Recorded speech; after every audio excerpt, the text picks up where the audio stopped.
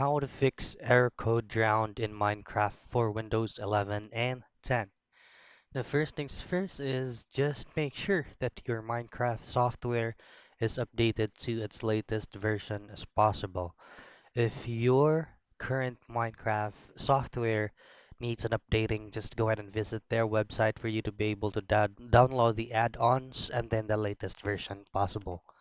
Now, once you made sure that your Minecraft is updated, all you have to do is go to your Windows icon right here, tap on that, and then head to the services.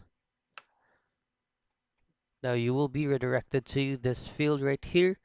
Now click any of those options and then just press X on your keyboard. Now, as what you can see, there is Xbox Accessory Management and Xbox Live Auth Manager.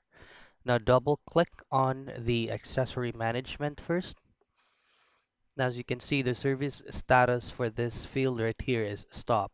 All you have to do is just simply click on start and you'll just have to wait for a couple of seconds. Click on OK and then do the same thing on Xbox Live Auth Manager. Now, once you have complied all these troubleshooting steps, just simply rerun your Minecraft and you should good to be go.